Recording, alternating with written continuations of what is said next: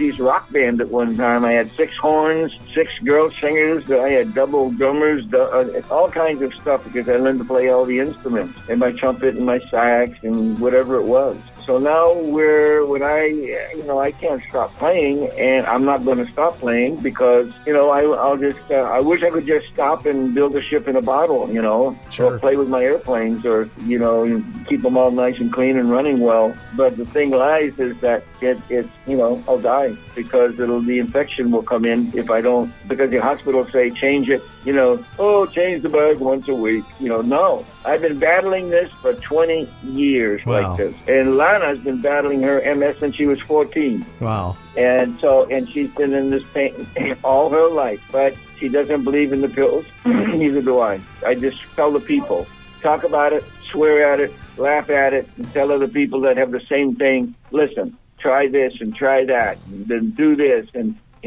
do something. Yeah. And while you're doing something, that'll make, that's how people can stop smoking. If they just, the minute they get the urge, I used to smoke 3.5 packs a day when I was a kid in my teens. And I was the only guy that put a cigarette lighter on my motorcycle, my flathead. Yeah. But I found out that was all psychological. It's like a crutch, like everything else, like drinking and everything else, because you can't handle what's going on. I used to be in front of my computer, and I'd have a stack of butts there. And every time the phone rang, I'd pick it up, and it was bad news. Oh, give me a cigarette. Can't handle this. Well, when I learned to look it in the face and say, the hell with you, because my lungs started filling up with water. And every time I would make a cough or something, my lungs felt like an ocean. Yeah. And I used to have to clear my throat every 10 words, like that. Yeah. And that stopped immediately when I quit smoking, and it took about 3 months for my lungs to come back to normal, so that when I exhaled, you didn't hear any ocean inside there. Yeah. So I tell people, get a hold of yourself. It's like, as I say, your body follows your brain. So if it's because you're upset about something and you pick up a cigarette, or you're bored and you pick up a cigarette, the minute you get that urge, do something. Get up and do something. Take a glass of water, put some gum in your mouth that's sugarless. When I was learning to fly, I would just chew the gum instead of be smoking. Yeah. And then I just quit cold turkey. These are the things you got to do. You got to have people help you and say, stop, because you'll start to heal inside. Yeah. And if you take one puff, you go right back to the beginning again, where it burns the endings of your vessels in your lungs. They turn black, and then they just get up like powder. That's the reason why people, you see them with oxygen tanks, are wheeling around with them, because the blood vessels are not full and true anymore. They've been destroyed by the smoking that goes into your body. So all that other kind of stuff like that, So what we're doing is we're trying to be like Johnny Appleseed, going across and meeting everybody, and we share their illnesses and we show them how they can. It's like that. It's a giant Dick Dale sickle family. Yeah. It's like Lana and I are a couple of sickos taking care of each other. So come on, the rest of you sickos, let's talk about it and make fun. When I was going down the elevator in the hospital every day for 6 weeks, they would jolted me with radiation on one side of my hip, on the other side of my hip, and one in the middle of my butt. Plus I was taking chemo. And the people had buttons they were like stickers. And you put them on your jacket or your shirt, and it said, I've had 12 doses so far. You had to go up to a whole 6 weeks of dosage. And so, you've been there. Oh, you've been there. You got 12 dosage, huh? I've got one on you. I've got 13. Yeah. And everybody's standing in the elevators, about 6 of them, and they all have different dosages that they're coming in for that day. You know what I mean? They have to come in every day. Yeah. So instead of them just standing there looking at the numbers as it's going up on the elevator and feeling bad, we'd make fun of it. I would just start making fun of them, and I'd get them all laughing. and then when they operated on me and we go walking down, they make you get out of that bed to walk, but you got all this contraption on you, all the metal around you, and you got all the tubes, and you got everything, and you got a nurse trying to hold you up so you don't fall down. So all of a sudden I see this elderly fella. Yeah, he was walking down the hall, but then he made a left-hand turn when he shouldn't because it cut down the amount of length of the walk he was supposed to do. I said, hey, man, I'm going to rat on your butt. You're not walking the whole length, so you better get your buns over here. Yeah. and finish walking the whole length, like that. They start laughing and everything like that. Then the nurse would come in and ask me, did you get up 5 times today? I said, oh, yeah, I did 5. I only did 2. Yeah. So anyhow, the music that Dick Dale does, outside of, what we created in the beginning, like splitting the atom by creating the big output transformers that gave you that loud. That's why they call me the father of loud. And in Spain, they got me on all the heavy metal magazines. You're father of heavy metal. Yeah, that's right. Because I was playing on 60-gauge strings, and they called them telephone wires and bridge cables and stuff like that. I'm cheating now. I'm doing 58-gauge instead of 60. Yeah. Because all the meat is wearing away. I'm going to be 78, for Christ's sake, in May 4th. 'Cause I love to hold you in my arms, tell you, baby, of your many charms, and there's no reason for your teasing for me. 'Cause I love to hold you tenderly, I'll whisper softly, come here to me, and there's no reason for your teasing for me. And when you walk, and when you talk, send me out of my mind. And when you smile, well, all the while, someday you'll find. 'Cause I love to hold you in my arms, I tell you, baby, of your many charms, and there's no reason for your teasing for me.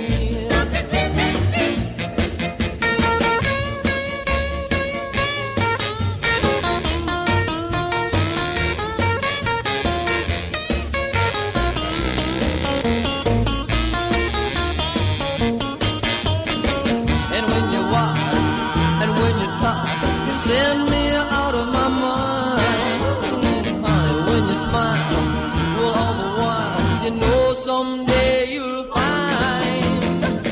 'Cause I love to hold you tenderly, I whisper softly, come here to me, and there's no reason for your teasing, and there's no reason, and not one done reason, so stop your teasing, and start your pleasing,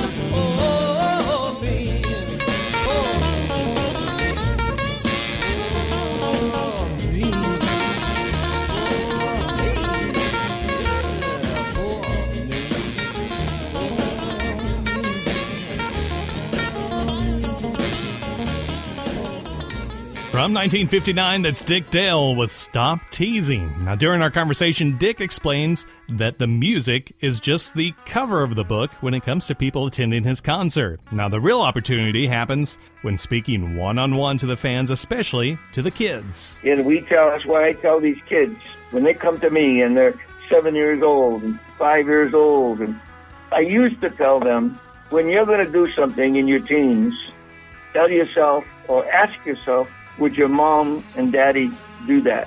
But sometimes I have to be careful because there are so many moms and daddies that are alcoholics and drug-ridden. Yeah.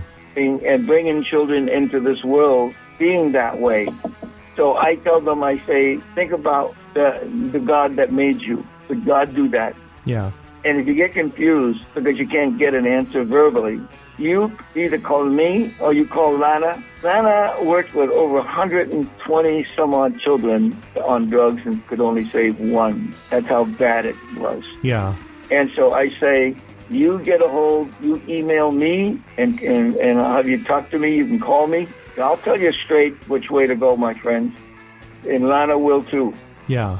This is what we're being kept alive for. That's why we are alive, because our Maker has kept us alive when we should have been dead years and years ago. I died 3 times, the doctors had said. And Lana died also when she had her blood level go out the window. And we came back, and we're still here. My music is nothing but the cover of a book. And if you like that cover, you'll come to see me play and meet Lana. And then we can share with you what we have gone through in our lives so that you don't have to go through the same thing. I'd rather speak to somebody 80 years old than have him tell me all his mistakes so that I don't have to relive them. We all have intelligence. Monkeys have intelligence. They'll put a ladder up against a tree and climb it to pull down a banana. Yeah. I know. And all these animals. I've had lions and tigers and leopards and everything. And for 35 years, I took care of them. And what happened is the intelligence becomes your enemy at times. Why? Because all these incredible things you dream up, you start going down those roads. And so many times you get screw-blued and tattooed. And the point lies is, what controls intelligence then? Only one word.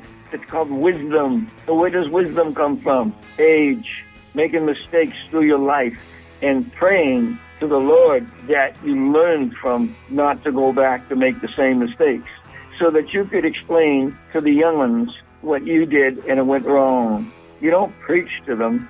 You just say, this is what happened to me. And if you don't want that to happen to you, then you could take what I'm telling you, my story, and I'll let you use it. And that way they don't think you're some overbearing parent, that they think you're overbearing because they don't understand why you seem to be overbearing. Yeah. And I can tell them that. And you know, a good program to watch is Mayberry with Andy as the sheriff, and listen to how he speaks to his child when the child has a problem.